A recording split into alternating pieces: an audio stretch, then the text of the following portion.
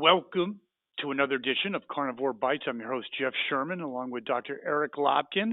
And there's a lot going on. One thing I really would like to talk about, we'll address first, is we had our live podcast on last Friday talking about cryptocurrency and Bitcoin, and a lot went on right after that little segment, didn't it? I can't say that it's attributed to us, but go ahead, Dr. Lopkin. I wish it were attributed to us, but no, it's Elon Musk had tweeted that he felt Bitcoin was now overvalued, and with that one tweet knocked 10% off of Bitcoin's value. So that just went to really highlight what we were talking about, how this is just a speculative investment at this point, and there really is no intrinsic value in Bitcoin. It's just a matter of, speculation. Well, that's the only thing I would say that, was intriguing to me because when you think about our currency, it's getting more and more cryptic as we speak. So, I mean, there's nothing backing that up as well. So, my overall take, I think it was funny, what happened, or interesting what happened. But I still, I believe in some ways if countries like the United States don't get their financial house in order, I think you're going to have the emergence of either other players or things like, the emergence of greater cryptocurrencies coming into play. Again, it's possible, but at this point, and not just American currency, but currency all over the world, the only thing that gives it value is the faith in the institutions that are backing it. 100%, yes. And there aren't many institutions backing cryptocurrency yet. So we'll see what happens. We'll see how it all plays out, but there's been a lot of debate in terms of Tesla tying some of their fate into Bitcoin. And, he's always the gambler, so never count him out, right? Absolutely. Speaking of counting out, Mr. Cuomo, sometimes, sometimes I learned this in business, like when things were going really well, Dr. Lopkin, I never boasted too much because what comes up invariably goes down. And I think the same thing is true with the stock value since we're just speaking of cryptocurrency, of the good governor's credibility. He was the rock star. They always juxtaposed him to the Trump briefing, and he was the man of insight and depth and intellect. Just a great guy, and too bad he wasn't president. 3 months later, could you comment on that, Dr. Lopkin? Yeah, Andrew Cuomo's fortunes have definitely reversed. People are actually seeing him for the bully, but the creep, bully, moron that he is. Of course, a lot has come out about how he put people back in nursing homes and they died of COVID, how he covered up the number of deaths in New York in nursing homes. Now, on top of all of that, his former aide has accused him of having an environment of pervasive sexual harassment. I'm really being honest and telling you that doesn't really surprise me. He seems like a bully, and bullies are people that engage in activities, not all the time, but inappropriate activities because they think, it's their way or the highway. And also, he's an entitled little brat as well.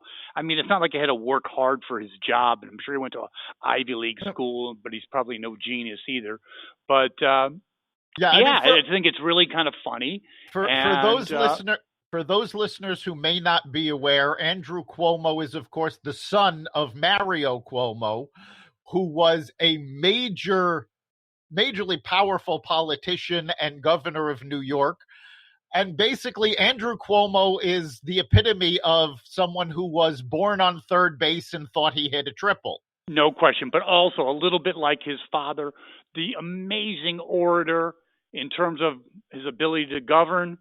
Maybe a C minus, but he could talk like he gave during the conventions, he was, God, Sermon on the Mount in terms of governing New York. C minus, whatever. Better than his son, yeah, but No Well, bargain either.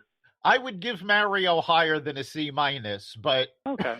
he But his gift for the gab was certainly what got him into absolutely, overdrive. yes. So, Yeah, and he that's very was a interesting. We'll see how that plays. How do you think the press is going to handle this? He was the darling, like I was saying, we first opened up this little segment that, they always cut Trump and put him right on. Oh, Cuomo's doing his COVID update. He was the man of reason. What do you think they're going to do with this? I honestly think the media is going to do their best to ignore the story. They don't want anything, why let the facts get in the way of a good story? There's a line from the old movie, Who Shot Liberty Valance? It's, when the legend becomes the truth, print the legend. And that's what the media is doing. Why let the facts get in the way of a potential Democratic legacy? And the fact of the matter is, the media is being caught over and over again right now, where they're failing to be able to cover the Democratic Party. It was really amazing watching CNN during the impeachment when the Republicans aired a video of all of the Democrats that had called for violence against the Trump administration. CNN was airing this live. They did not know the video was going to go on. And after the video ended, they were flabbergasted, trying to make excuses for the Democrats. Well, speaking of excuses, there's the State of the Union, which is the obligation of the president, and it doesn't seem like it seems like it's being delayed. Yeah, people are starting to notice that the State of the Union hasn't happened yet. An announcement was made, I'm not sure if it was late January or early February, that he would address the joint houses of Congress in February. February has come and gone. He has not addressed them, and people are starting to speculate that he is not capable of that kind of speech. I don't think he is. I think it's an American tragedy, and I'm really being honest because there's a reporter who said, "Yeah, Reagan, was out of it, the last couple of years, but going into it, he was very much capable." This, you have someone going into it that's not exactly capable. That's a scary scenario.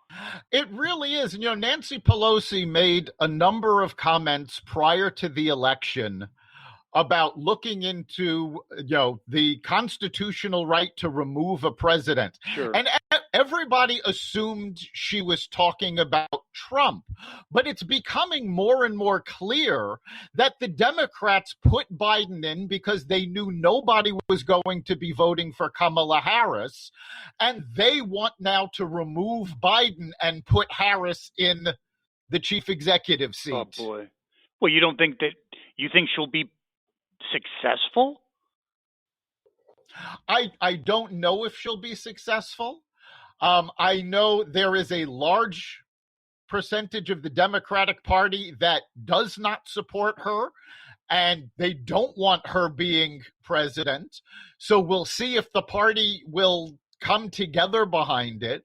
But I think it's really frightening that they deliberately put up a candidate that they knew couldn't do the job, and the media is not calling them on it.